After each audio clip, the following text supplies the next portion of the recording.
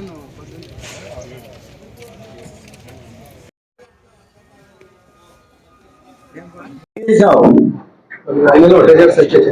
పని చేస్తావు నువ్వు? ఎక్కడ? కరెంట్ ఆఫీస్ లో. ఏం పని చేస్తావు కరెంట్ ఆఫీస్ లో? ఎంత వస్తుంది నీ జీతం? మరి ₹1,00,000 జీతం వస్తే ఎందుకు చేసినావు ఇది? ఎంత ఊరుకున్నావు? 1.5 crores ఊరుకున్నావా? దానికి ఇది చేస్తే వస్తుంది, లాభం వస్తుందా స్నాచింగ్ చేస్తే? మరి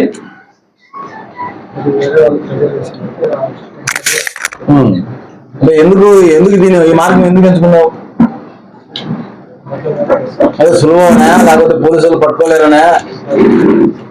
మరి ఏదో ఒకటి ఆలోచన వచ్చిండాలి కదా, ఇదే ఎందుకు చేయాలనుకున్నావు?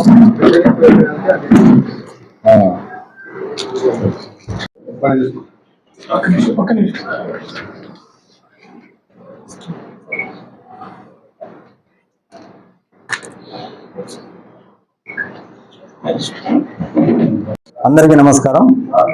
28/4/2026 రాత్రి 7:30 నుంచి 7:45 గంటల ప్రాంతంలో మగ్గాల క్వార్టర్స్ లో శాంతి అనే ఆమె వేరే వాళ్ళ ఇళ్లలో పని చేసుకుని ఇంటికి వెళ్తుండగా ఒక అపరిచిత వ్యక్తి అక్కడ స్కూటీని నిలబెట్టుకుని ఆమెను ఫాలో అయ్యి ఎవరు లేని నిర్మానుష్య ప్రదేశంలో ఆమె కత్తి చూపించి ఆమె మెడలో నుంచి బంగారు గొలుసు లాక్కొని పోవడం జరిగింది. ఇది జరిగిన తర్వాత దాని మేరకు ఆమె శాంతి ఫిర్యాదు మేరకు కేసు నమోదు చేయడం జరిగింది. మా ఎస్పీ గారు చాలా సీరియస్ తీసుకొని ఈ స్నాచింగ్ కేసు ఏ విధంగా డిటెక్ట్ చేయాలనే ఉద్దేశంతో స్పెషల్ టీమ్స్ 4 స్పెషల్ టీమ్స్ ఒక్కొక్క టీంలో ముగ్గురు చొప్పున 4 స్పెషల్ టీమ్స్ ఏర్పాటు చేయడం జరిగింది.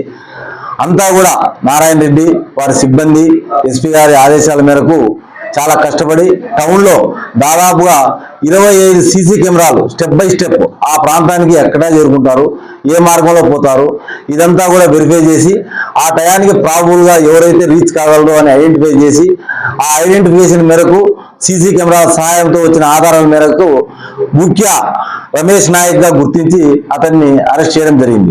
9 గంటలకు కాలేజ్ గ్రౌండ్ లో అరెస్ట్ చేసి విచారించగా అతను నేరం చేసినట్లు ఒప్పుకున్నారు. అతని వద్ద నుండి ఇంటాక్ట్ ప్రాపర్టీ గోల్డ్ చైను, అతని నేరానికి ఉపయోగించిన కత్తి కూడా స్వాధీనం చేసుకోవడం జరిగింది. అయితే విచారణలో ఆసక్తికరమైన అంశం ఏమంటే అతను ఏపీ SPBCL కదిరిలో సీనియర్ అసిస్టెంట్ గా పనిచేస్తున్నాడు. షేర్ మార్కెట్ లో సుమారుగా ₹1,50,00,000 దాకా నష్టం వచ్చినందున ఆ నష్టాన్ని పూడ్చుకునే మార్గం లేక అదేవిధంగా బయట వ్యక్తులతో అప్పులు చేశారు. వారు పెట్టే ప్రెజర్ తట్టుకోలేక ఏం చేయాలో దిక్కుతోచక సులభమైన మార్గంలో డబ్బు సంపాదించాలనే ఉద్దేశంతో ఈ స్నాచింగ్ ఎంచుకోవడం జరిగింది. అందులో భాగంగానే 28వ తేదీ ఈ నేరం చేశాడు. నేరం చేసిన వెంటనే 2 రోజుల లోపలనే ఆధారాల మేరకు డిటెక్ట్ చేయడం కూడా జరిగింది. అదేవిధంగా మరుసటి రోజు కూడా అతను 28 అక్కడ చేసినాడు. 29 మనం కాలేజ్ గ్రౌండ్ నుంచి తార్ రోడ్డు ఉంది, అక్కడ ఒక మహిళ మీద కూడా అటెంప్ట్ కూడా చేసినాడు. వీటన్నిటి ఆధారాల మేరకు అతన్ని అరెస్ట్ చేయడం జరిగింది. ప్రజలందరికీ విజ్ఞప్తి ఏమనగా మనం కదిరిలో సీసీ కెమెరాల నిఘా అనేది చాలా పటిష్టంగా ఉంది. స్థానిక ఎమ్మెల్యే గారి చొరవతో దాదాపుగా 120 కెమెరాలుగా ఏర్పాటు చేయడం జరిగింది. అంతేకాకుండా మ్యాట్రిక్స్ కెమెరాలు ఉన్నాయి. 3వ నేత్రం అనేది చాలా పటిష్టంగా ఉంది. ఎవరు ఏం చేసినా కూడా మనము పట్టుకునేదానికి వీలుగా ఆధారాలు లభ్యమవుతాయి.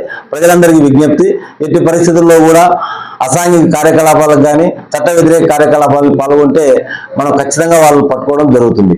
అంతేకాకుండా సమ్మర్లో ప్రజలందరికీ విజ్ఞప్తి ఏమనగా చాలా మంది గ్రామాలను వదిలిపోవడం కానీ అదే బంధువుల ఇళ్ళకు కానీ వెళ్ళడం జరుగుతుంది. విలువైన వస్తువులు కానీ సామాగ్రి కానీ క్యాష్ కానీ వాళ్ళ ఇంట్లో ఉండకుండా సాధ్యమైనంత వరకు బ్యాంక్ లాకర్లో ఉంచుకోవాలి, లేదంటే వాళ్ళు వెంబడి తీసుకొని పోవాలి. వాళ్ళు లాక్ చేసినప్పుడు ఎవరైనా బంధువులు వాళ్ళ ఇల్లు చూసుకోమని చెప్పాలి.